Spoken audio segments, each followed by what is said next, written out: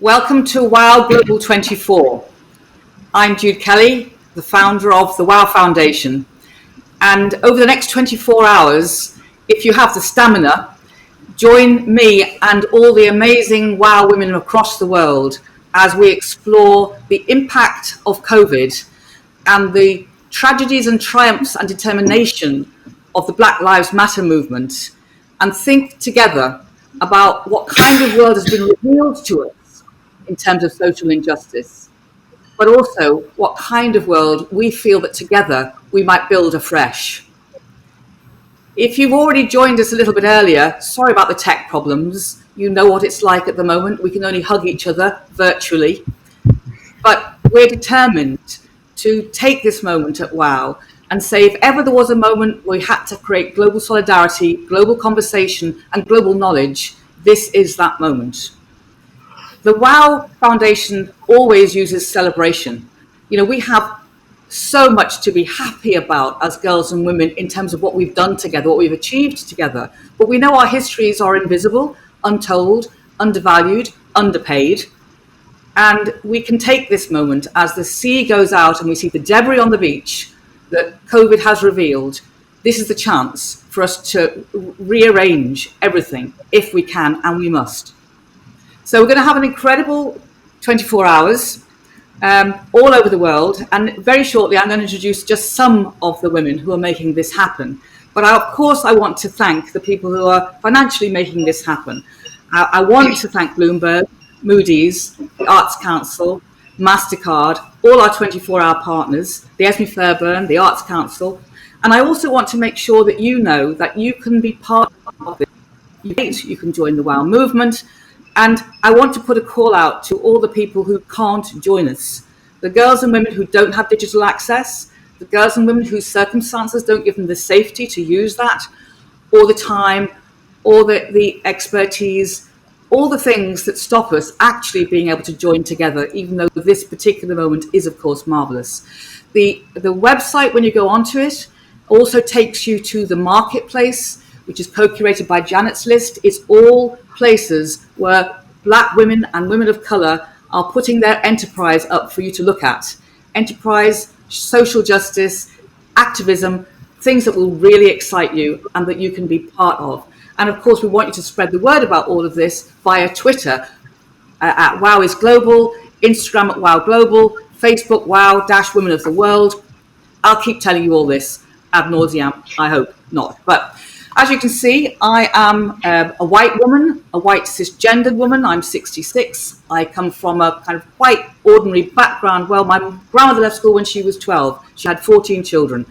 And I'm now in a place of privilege in able to be able to help create this moment. And that just shows you that people can get girls opportunities, and then we can move through social mobility into another place.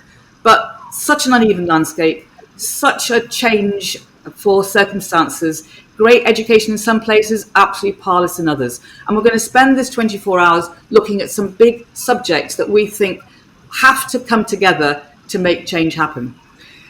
Let me come to some of the guests for this first session. They're friends, they're committed to the WOW movement, they've made the WOW movement between them. And I'm going to start by introducing India Gary Martin from the US. India, are you there? I am here. Thank you for having me. I'm India Gary Martin. I'm proud to say that I am a 10-year WOW veteran. I'm also the WOW US co-chair along with Pat Mitchell, who you'll see throughout the day, as you will see me throughout the day.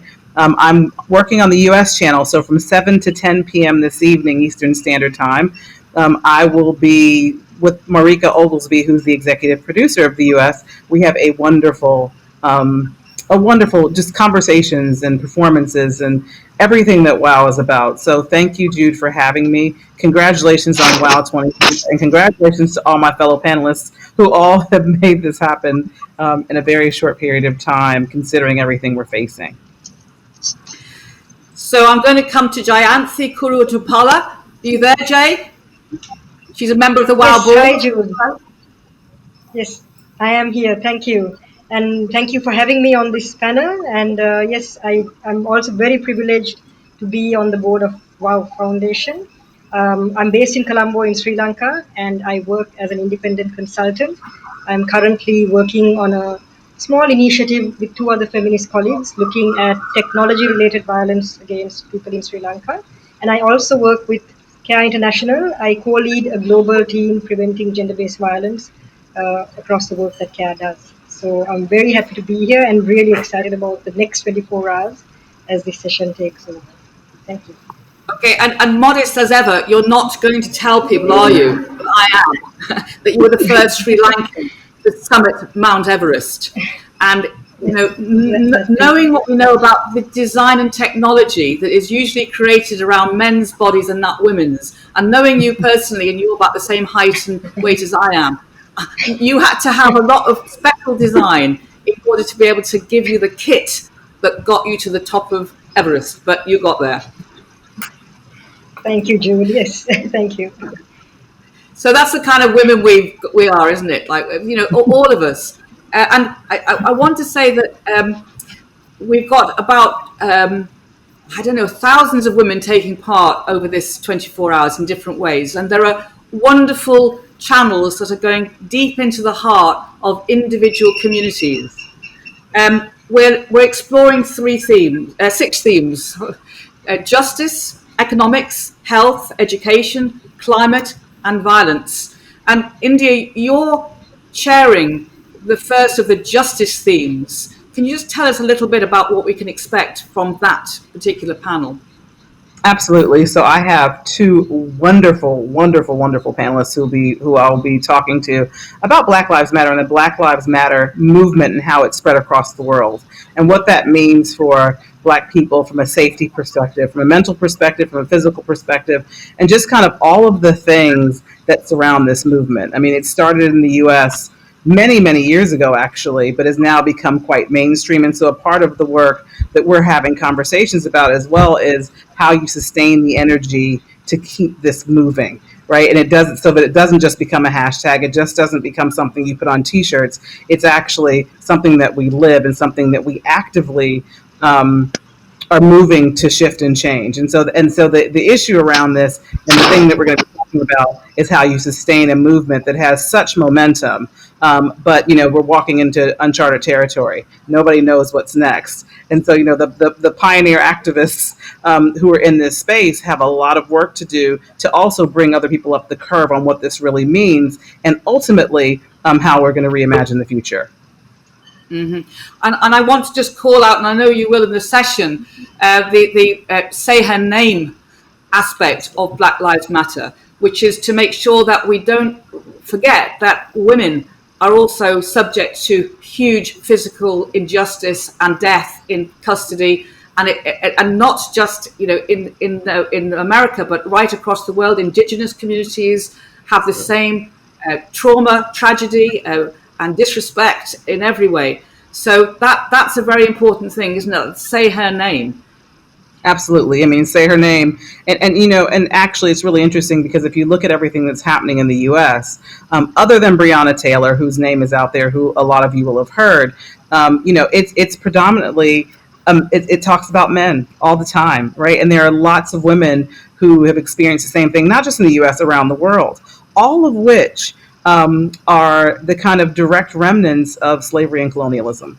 And so when you think about what that looks like and how that has perpetuated across the world in any place where there was slavery or colonialism, which is large swathes of, you know, Asia, like India and Sri Lanka and, you know, the continent, Africa and the Caribbean and Brazil, you know, you see the same issues, which are things that have been in play for hundreds of years. And so unpicking this and getting people to understand what this really means and how those things continue to play out, though people think they're over and they've been gone for a long time. The systems that have been put in place sustain, and you know, the people come and go, but the systems stay the same and the behaviors stay the same. And so it's the systemic change we need to look at. And so absolutely, when you think about Say Her Name, it is about addressing exactly that. What are the systemic things that are in place that continue to perpetuate violence against women in custody, violence against women full stop? So absolutely, I could go on forever, but I know that there are other people who need to speak too. Okay, Jayanthi, I'm going to pick some of this up with you in a minute. But before we do that, I want to come to two of the women who are heading up programs in other parts of the world. Kathy Hunt, are you there, Kathy? I'm here, Jude. So, Kathy, you have been the person who's been leading WOW Australia and actually right across the region. Do you want to just tell us a little bit about that program in a minute? And also, Ezra, I'm going to just introduce you before I come to Lola. So, Ezra Aysan is the curator in Turkey. You're there, are you, Ezra? I'm here, Jude. Hi.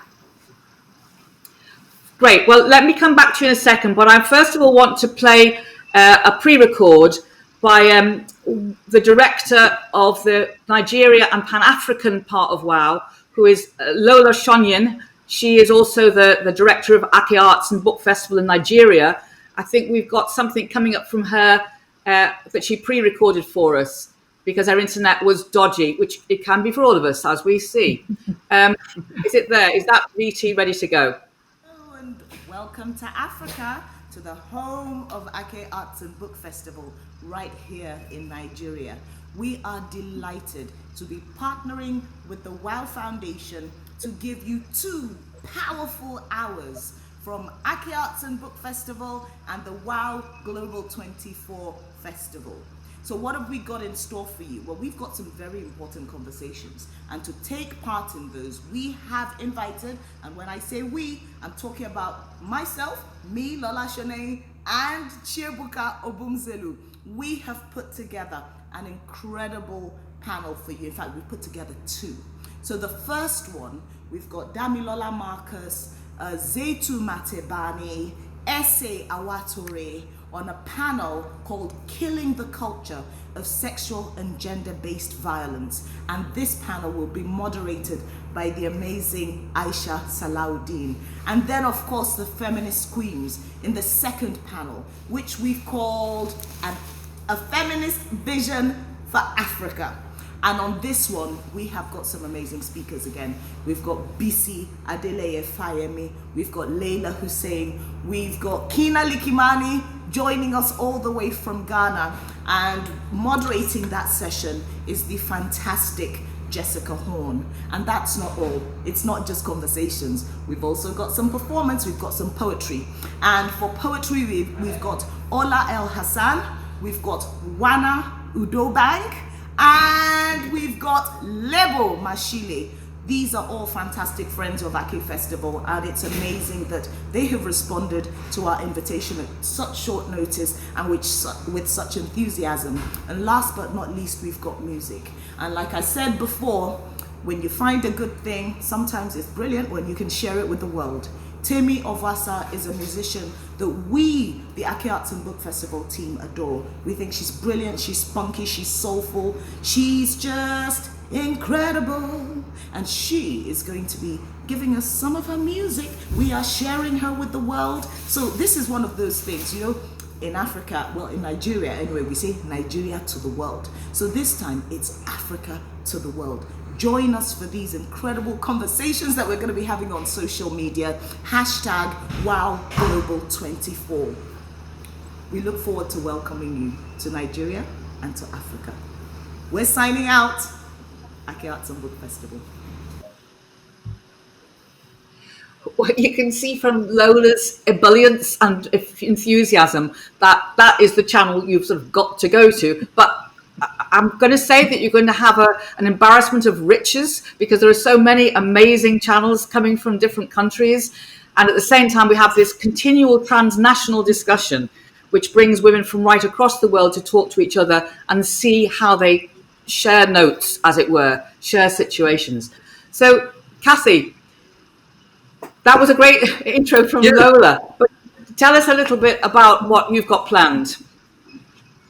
Yeah, sure. Can I just say to everybody where I'm coming from? Because I'm coming from a city known as Brisbane, also known by its First Nation name of Meanjang, on the Turrbal and Jagera lands of this great continent. And I need to acknowledge the traditional owners of the land on which I live and work before we start and pay my respects to elders past, present and emerging. And that certainly, I mean, will be a big theme and a big part of what we're doing for the Australia and Pacific program will be the voices of First Nation women.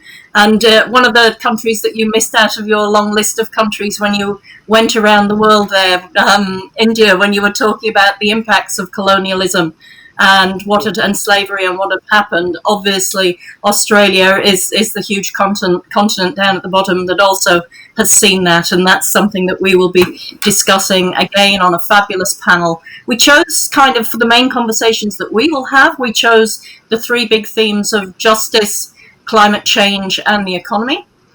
And certainly the justice one will be looking at the impact of human rights on COVID-19 from both the Pacific and Australia, and certainly from a First Nation perspective as well. And the economy will be doing two, one from Australia and one from Fiji, which will be looking at the importance of women's funds in the Pacific at this time.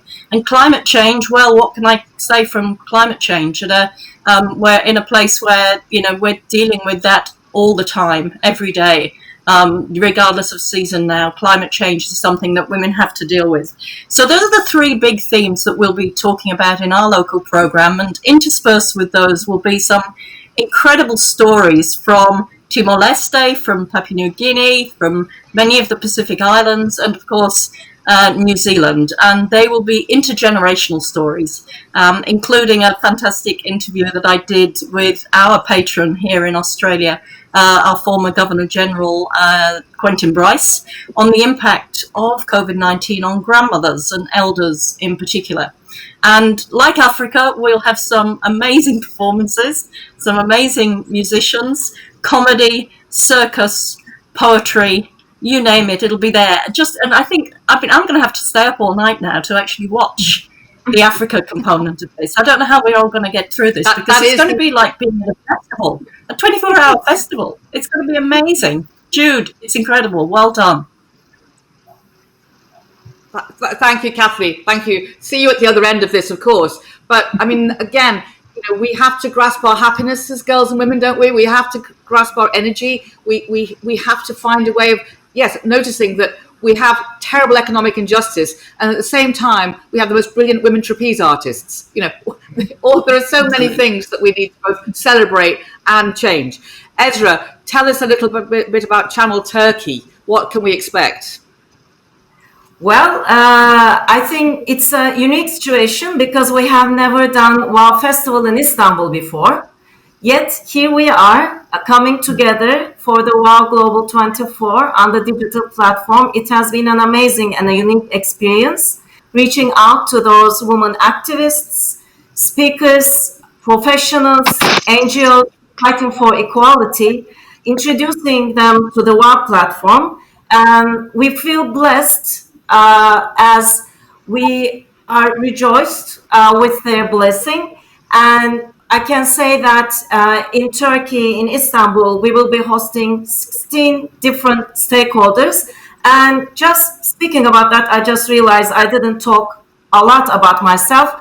Just to underline that I'm also working as head of arts at British Council, who is one of the global supporters of the WOW festivals, and in Turkey, working for WOW Istanbul. And I'm also curating the program with a great group of advisory board, blessed with their intelligence and power as well. And when I look at the program, I see that we show in Istanbul the city of 15 million, half of which are women. And I must also state that Istanbul in Turkey also hosts the highest number of refugees in its borders. And we know that 50% of the refugee population is also women. And in this Pride Week with our program, we show our colors with pride. You will see that we mock with misogyny and sexist language. We create also a new sound through music. We stand strong for our values. We are able. We claim our right to our bodies. We care for and take care for each other. We speak up to end all injustice against women and all genders.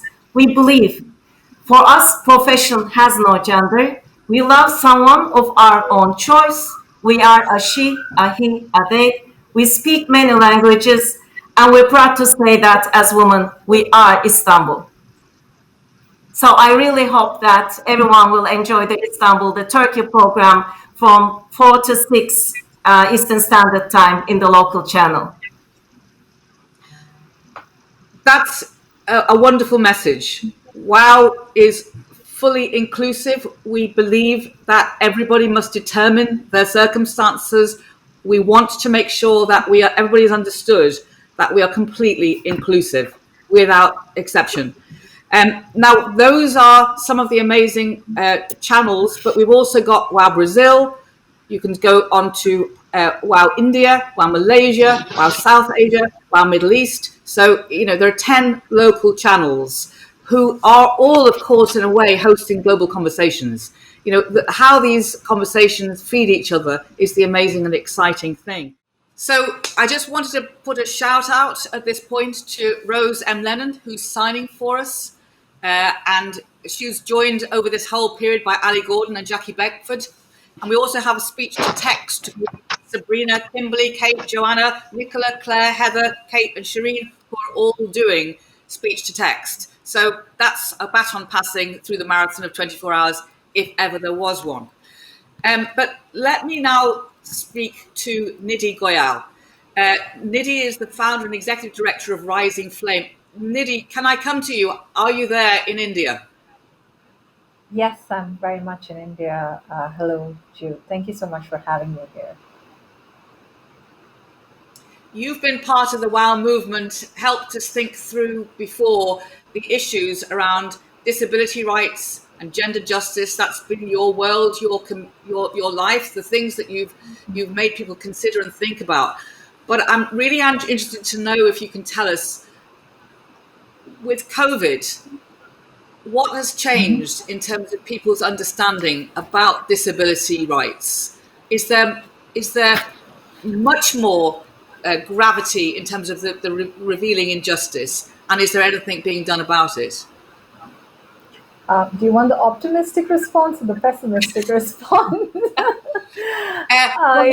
do both. You choose the order. Yeah.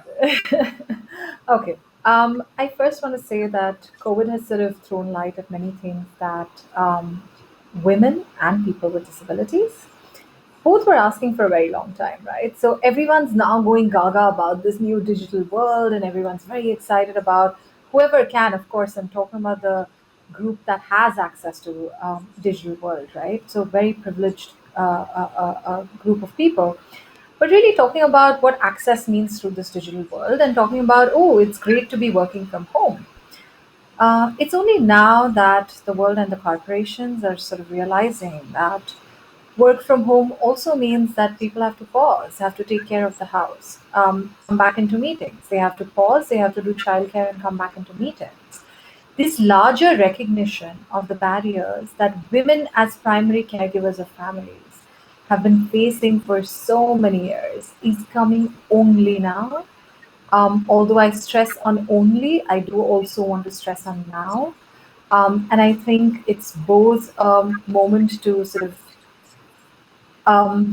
have a exasperated breath out and exhale, but also a moment of okay, finally, right? And it's the same with people with disabilities, and I'm taking work from home as an example. Many times for many people with disabilities, because of the inaccessible infrastructure, because of the nature of their disability, they've been saying that work from home, remote access, all of these facilities should be put in place. Of course, they were called quote unquote facilities then, and now they're called something as mandatory systems that are put in place. The whole world, which is largely either patriarchal or quote unquote normal, said this is really not okay. And when the majority needed it, systems were put in place in a matter of days and few weeks. So I do want to take a moment of pause and say that there is some recognition around the wisdom that people with disabilities and that women in general had because of their experiences, because the way they work within the fabric of society that they carry forward into this COVID system. I'd like to emphasize, actually, I don't know how many people are learning from this. There's definitely conversation around what this means and what people with disabilities and women bring into this conversation. But there is a moment now to not get into the old circle of hierarchy of needs. There is a moment to not sit back and say that there is a new normal. So there is a conversation again where people are challenging that the new normal hasn't come. We have to create a new normal. And I think this creating a new normal provides us with an amazing opportunity to make this world more inclusive, and with lesser power structure, creating vulnerabilities for groups. So to really challenge the power structures and the quote unquote normality of what's accepted. Yes, I mean, this idea of a new normal, Jayanthi. I think that what Nidhi is saying is that this moment, which people have, people think that we're all in the same storm, and then they say we're all in the same boat. We're not in the same boat. We're in the same storm with COVID, but the boats are very different sizes and shapes, and some people have no boats, not even a life jacket. And this idea that we have to create a recovery back to where we were before, or a new way of doing things. Do you see governments in South Asia thinking carefully about the intersection of disability in amongst the issues of needs in general? Are those conversations strong? With the governments, you Actually, mean? Oh, sorry, Jayanthi. Yes. no, I wasn't sure. Was that question for Nidhi or for me? I'm happy For I'm you, happy for Nidhi Jayanthi. to go ahead. Okay, thanks. That's a very important question, Jude. And I think with the governments, as Nidhi was beginning to say, that there's very little uptake from the government in terms of what's being done.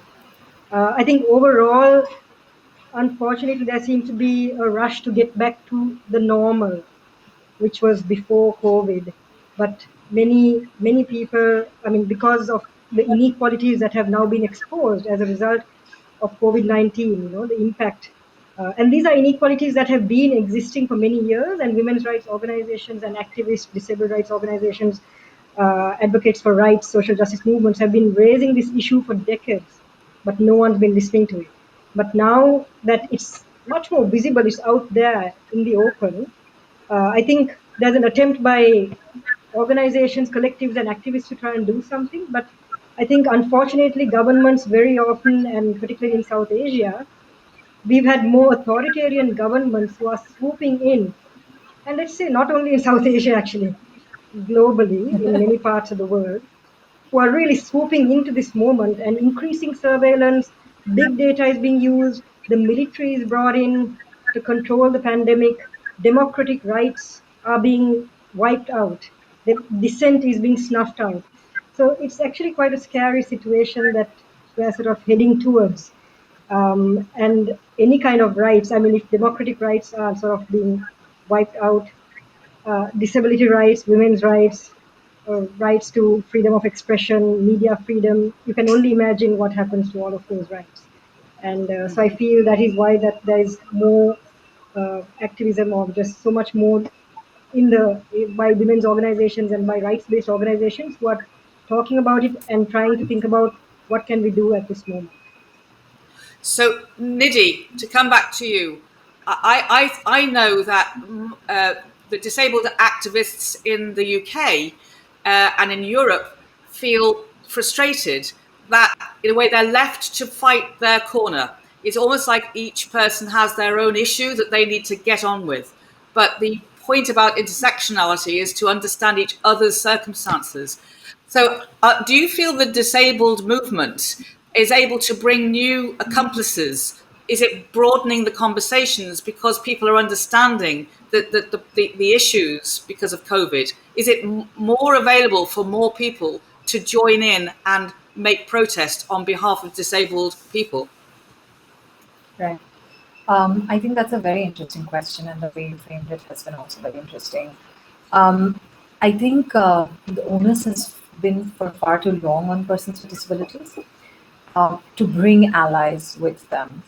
I think it's also COVID is a moment where everybody, when there is so much of conversation of vulnerable groups, that really socially conscious leaders, and I'm saying leaders because I do want to look up to women leaders first, And of course, states and governments really think about, okay, who are we leaving behind even within the vulnerable population? So when the first conversation happened in India that, there's a list of vulnerable population, elderly, people above a certain age with low immunity, with diseases do not, are higher in this whole vulnerable category, there was still no mention of people with disabilities. And so to really think about how we can step in and form allies rather than people with disabilities coming in and saying, okay, now you could, we have these common causes.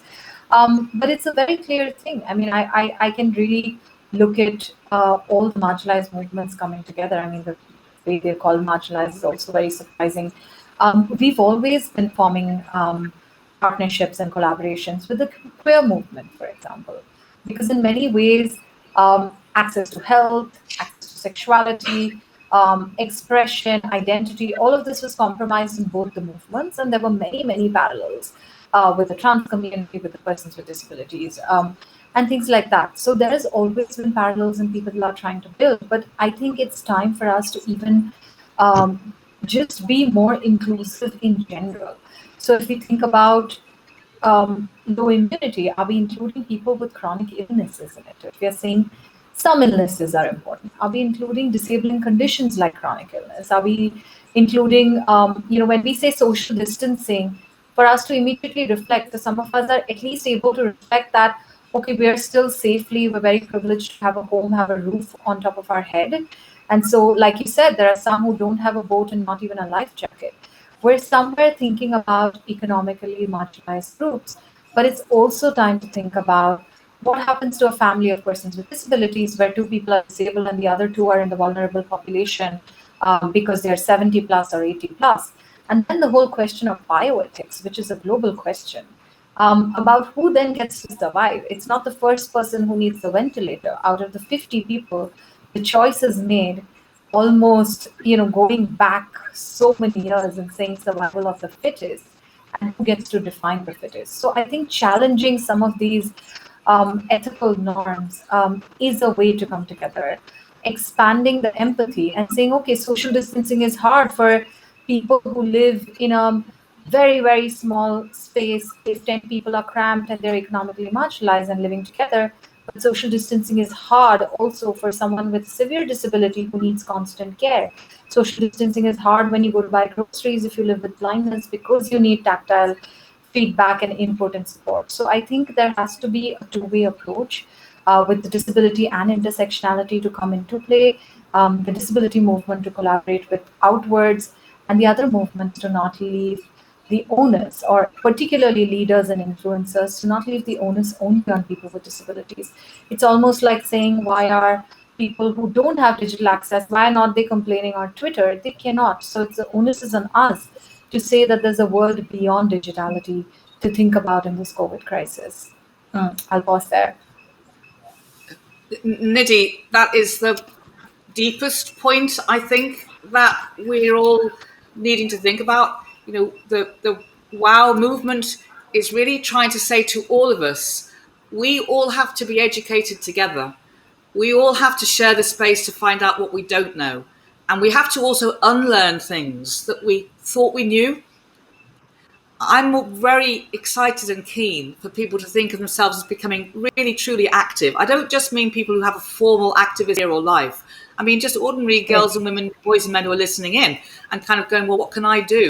But one of the things that you can do is not assume that your sort of bit of the picture is the only thing you should be knowing about. You've got to really understand everything. And if you ever go into formal office, if only our governments knew more personally about each of these issues, and that they're detailed issues, aren't they? So, India, I'm going to throw to you at this point, and say that obviously with the Black Lives Matter moment and say her name, there has really been a quite right moment of rage to say, why are we doing all this work? Why are we the ones doing all the labor?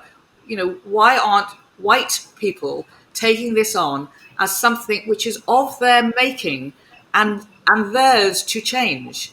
And so this issue of other people making sure that they put their values on the line, this is really, again, important, isn't it, in terms of what Nidhi's saying?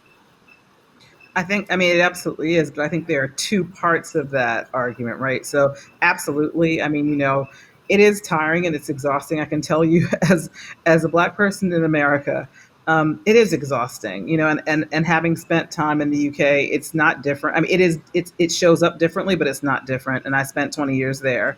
But the realities of this are that, when you think about how people experience this, like how Black people experience what's happening, we don't want to have to tell people what to do. However, the important part of this is that what I've recognized as I've kind of been going through this process myself is that there are a lot of people for whom my experience isn't even a part of their stream of consciousness, right? They have no idea what it means to be a Black woman. Right. And so if you grow up in a homogenous community, your kids may go to homogenous schools, you go to a homogenous place of work, your life is fairly homogenous. In addition to that, everybody has something their heart bleeds for. So it may be that, children and education is your thing, or the Heart Foundation, whatever it might be, is your thing.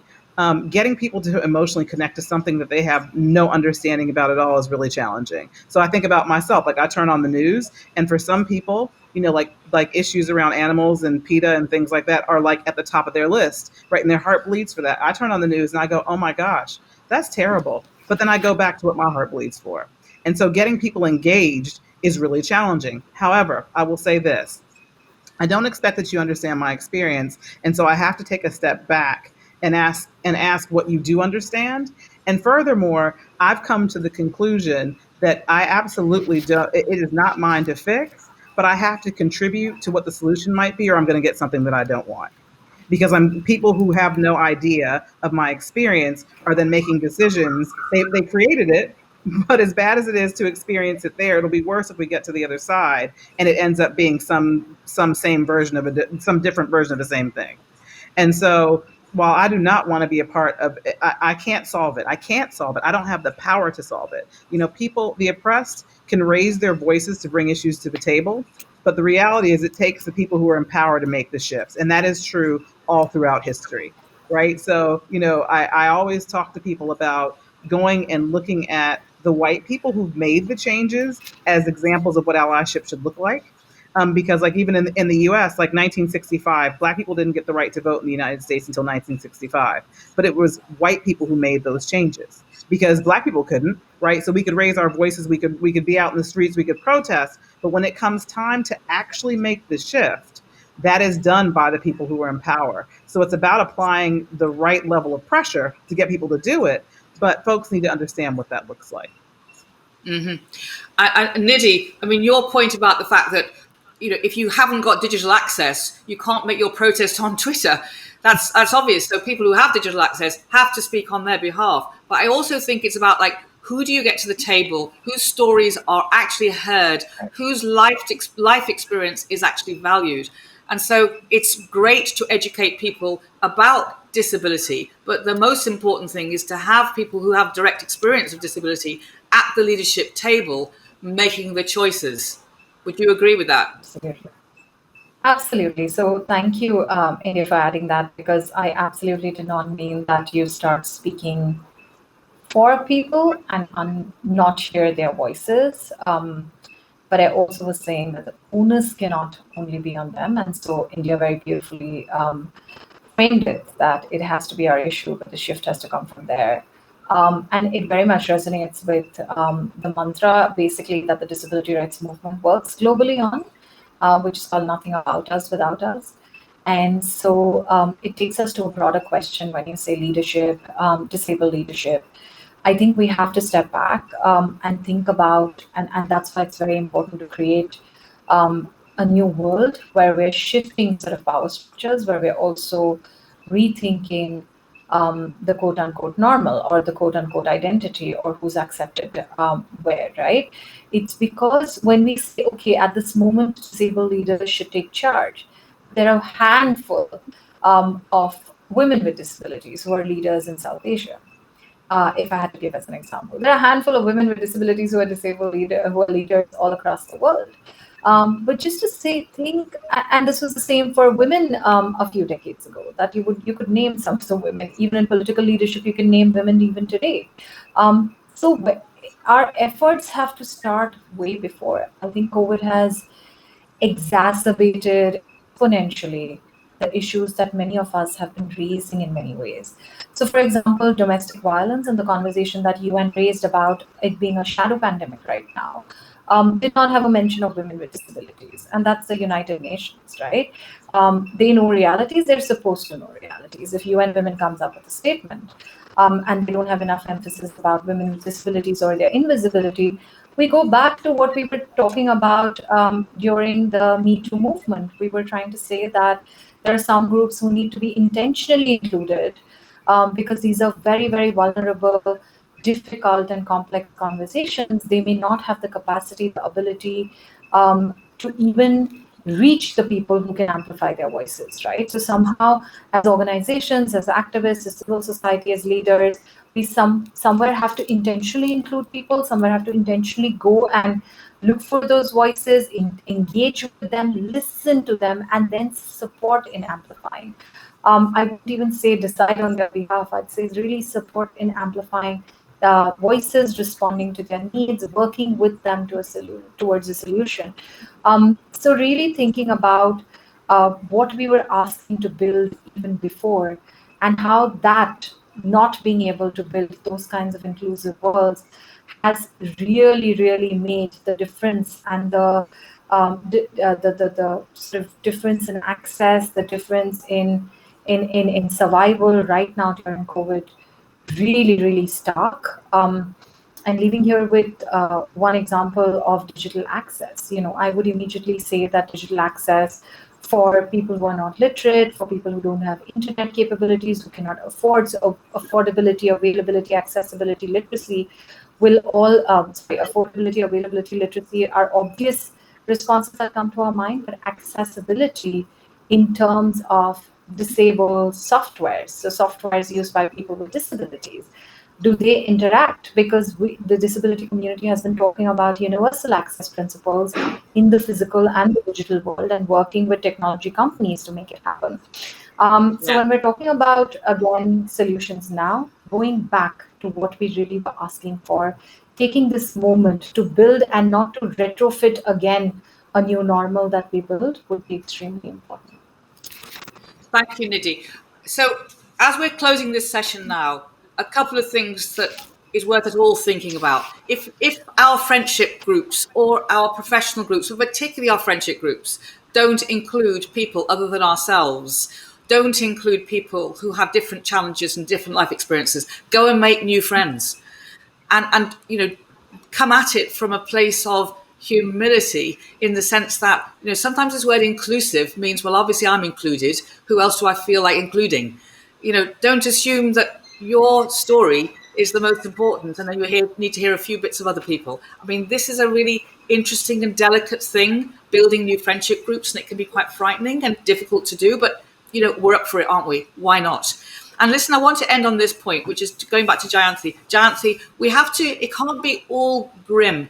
We women have got to do self-care. We have to do self-love. Are you still climbing mountains? I don't just mean metaphorically and poetically. Are you actually climbing a mountain since you summited Everest? Are you climbing any mountains still?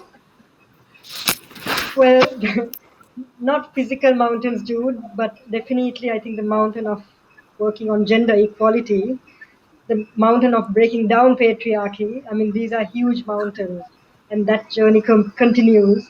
The physical mountains will have to wait for a little bit until COVID-19 sort of goes away a little bit. But I think, yes, there's a lot. I'm really inspired by so much also that's going on, particularly the Black Lives Matter movement right now, which has also sparked off so many tremendous sort of conversations and debates across the world. And in Asia, I think it's amazing how it's taken on. It's taken on looking at colonialism and ideologies around that. Looking at structural racism, but vis-a-vis colonialism, and particularly looking at the focus of white skin. So that's something, and that resonates a lot with me as well. Because I remember after coming back from Everest multiple times, what would traumatize me most was the makeup chair when you go in for a live television recording. The first thing is you have to go for makeup. And it's horrendous because I don't use any makeup, but the main purpose of that makeup is to make you look white. And I've had multiple conversations and arguments with makeup artists. But that, is a bit like, if that's a colonial hangover, it's a bit like, oh, we have to make sure you look white, deadly white, white as a ghost to get this pass. But I think it's amazing that these conversations are opening up, that there is space to discuss it and to break down those norms and patriarchal and colonial norms and look for different and alternative ways of being. Yeah.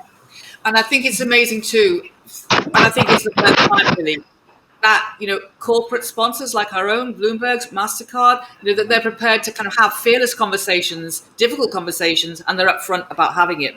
And well done. It's time.